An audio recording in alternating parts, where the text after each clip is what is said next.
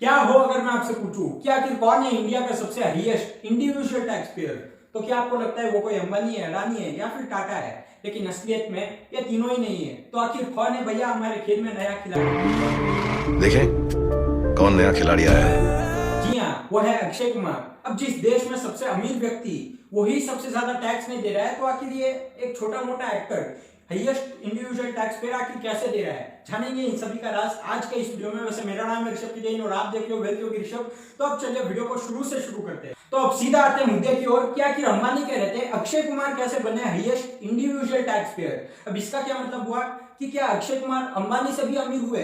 तो ऐसा कुछ भी नहीं है, बाकी मामला कुछ और ही है। और वो क्या है वो मैं आपको बताने जा रहा हूँ। अब देखिए यहाँ पर मैंने सवाल क्या किया था कि हाईएस्ट इंडिविजुअल मतलब एक अकेला शख्स जो सबसे ज्यादा टैक्स भर रहा है भारतीय सरकार को। अब देखिए आपने एक अकाउंट्स का एक कॉन्सेप्ट तो आपने सुना ही होगा कि बिजनेस और ओनर दोनों ही अलग सेपरेट एंटिटी है, मतलब दोनों ही अलग है, दोनों एक नहीं है कि ओनर और बिजनेस दोनों एक है। अगर आपका बिजनेस है और आप उसके ओनर हो तो आप दोनों सेपरेट एंटिटी हो, वो अलग एंटिटी है और आप अलग एंटिटी हो। तो इसके हिसाब से जब आप टैक्स पे करोगे तो आप अपने ओर से अलग टैक्स पे करोगे और अपने बिजनेस की ओर से अलग टैक्स पे करोगे। और यहाँ पर भी कुछ ऐसा ही मामला है। अब देखिए अंबानी तो अमीर है, लेकिन वो अमीर कैसे बने? वो उनके बिजनेस से बने जो कि है रिलायंस इंडस्ट्रीज। अब देखिए मैंने यहाँ पर इंडिविजुअल बोला था, तो यहाँ पर अक्षय कुमार जो है मुकेश अंबानी से ज्यादा कमाते हैं। अब वो कैसे? तो यहाँ पर समझने वाली बात यह है कि मुकेश अंबानी के पास उन्हीं की कंपनी रिलायंस इंडस्ट्रीज के 50% ओनरशिप पे हिस्सेदारी है और रिलायंस इंडस्ट्रीज सारी लाखों करोड़ों वैल्यूएशन की। तो अब मुकेश अंबानी को टैक्स उनको तब पे करना पड़ेगा जब वो अपने खुद की कंपनी रिलायंस इंडस्ट्रीज के शेयर्स यानी हिस्सेदारी को बेचेंगे। अब जब वो बेचेंगे तो उनके ऊपर जो प्रॉफिट होगा उसके ऊपर उनको टैक्स भरना पड़ेगा। और हाल फिलहाल में तो उन्होंने कुछ बेचा ही नहीं है अपने शेयर्स को, तो प्रॉफिट ही नहीं हुआ। अब प्रॉफिट नहीं हुआ तो टैक्स क्यों भरेंगे? तो वो अपने शेयर्स को होल्ड करके रखते हैं। तो ये बात रहती है। अब आपके मन में सवाल आ रहा होगा कि मुकेश अंबानी के पास अगर कुछ मिल ही नहीं रहा है, उनके घर में उनके जेब में अगर पैसा ही नहीं आ रहा है, तो आखिर वो अपने खर्चे को कैसे मैनेज करते हैं? तो जैसा कि मैंने आपको बताया था कि उनके पास 50% ओनरशिप है, मतलब बहुत सारे शेयर्स होंगे। तो अब शेयर्स के ऊपर डिविडेंड भी मिलता है और वो डिविडेंड खुद ही डिसाइड कर देते हैं, क्योंकि ओनर है ना कंपनी के, तो वो खुद ही अपने डिविडेंड को डिसाइड कर देते हैं, डिक्लेयर कर देते हैं। और उनके पास बहुत ज्यादा शेयर्स है तो उनका आराम से मैनेज हो जाता है। 10 रुपया भी अगर वो डिविडेंड के तौर पर लेते हैं तो बहुत सारे शेयर्स होंगे और बहुत सारे शेयर्स है तो बहुत कुछ डिविडेंड मिल जाता है और उसके ऊपर भी टैक्स लगता है और वो टैक्स कट होकर ही उनके अकाउंट में आता है। तो ये हो गया पहला सोर्स जिससे उनको पैसा मिलता है। दूसरा, सैलरी भी लेते हैं वो थोड़ी बहुत कुछ, तो उसके ऊपर उतना इंपैक्ट नहीं पड़ता कि वो हाईएस्ट टैक्स पेयर बन जाए। और ऐसे ही सभी लोग करते हैं। इलॉन मस्क की बात करूं तो उनके पास रफली 15% अपने खुद की कंपनी की जो टेस्ला है उनके पास हिस्सेदारी है। तो वो जब पैसे को निकालने के लिए शेयर्स को बेचेंगे तो तब उनके ऊपर जितना भी वो पैसा लिया उसके ऊपर जितना भी प्रॉफिट बनेगा उसके ऊपर टैक्स लगेगा और उसके ऊपर उनको टैक्स भरना है। बाकी उसमें भी और भी बहुत सारे टैक्स डिडक्शन आ जाते हैं। अब अक्षय कुमार का कुछ और ही खेल है, मतलब उनका तो बिजनेस है, अक्षय कुमार का प्रोफेशन है। दोनों पर अलग अलग तरीकों से टैक्स लगता है। अक्षय कुमार के पास फिल्म आई तो उनको पैसा भी मिल जाता है। अब उन्होंने एक साल में शायद 4 फिल्में की होगी, तो एक साथ उनको 400 करोड़ मिल गए होंगे 4 फिल्म के हिसाब से। तो उनके पास पैसा आ गया, उनको पैसा मिल गया, उनकी अर्निंग बन गई। अब वो अर्निंग बन गई तो उनको टैक्स तो भरना ही पड़ेगा और वो भर भी दिया। और कंटिन्यूस 5 साल तक उन्होंने हाईएस्ट इंडिविजुअल टैक्स पेयर बने हमारे इंडिया के। तो ये है कहानी।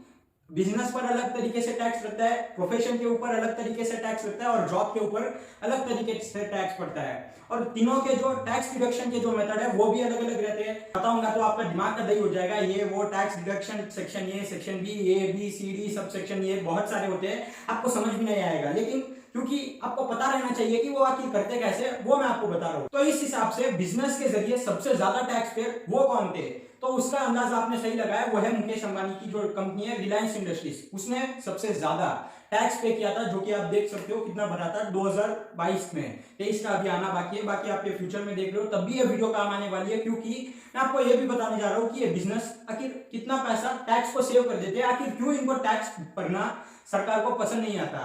अभी अडानी भी है, अब अडानी तो बहुत पीछे रह गए, और टाटा भी है, टाटा डोनेशन बहुत करते हैं, और उनका 70% जो उनके पास आना था पैसा वो सीधा चला जाता है डोनेशन की ओर, और बाकी 2-3% जो कुछ आता है उससे वो पूरी जिंदगी बिता देते हैं। इनको रतन टाटा ऐसे ही नहीं बोला जाता, नाम में ही रतन है। तो अब बात करूंगा कि ये बड़े बड़े बिजनेस अपने पैसे को, अपने टैक्स को कैसे बचा देते हैं। वैसे तो बहुत सारे टेक्निक्स है, लेकिन कुछ कॉमन रहती है जो बहुत ही ज्यादा बिजनेस जो है वो ये अपनाती है, और वो क्या है? पहला है डेट लेना, कर्ज लेना, लोन लेना। जैसे कि किसी बैंक से ले लिया, फॉरेन बैंक से भी ये ले लेते हैं।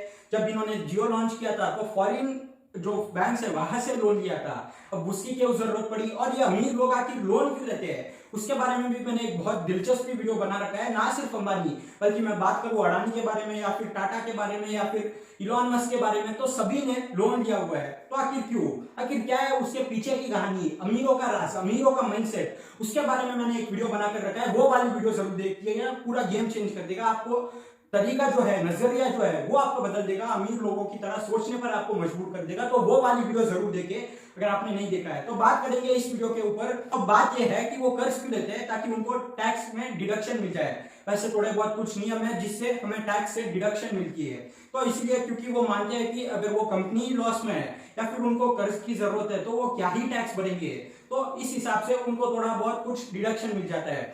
और दूसरा मेथड, जैसा कि मैंने आपको बताया था कि अपनी खुद की कंपनी के हिस्सेदारी को होल्ड कर रखते हैं। अब होल्ड किए हुए हैं तो यानी बेचे नहीं है तो प्रॉफिट नहीं हो रहा है, और प्रॉफिट ही नहीं हो रहा है तो इनकम टैक्स क्यों भरेंगे।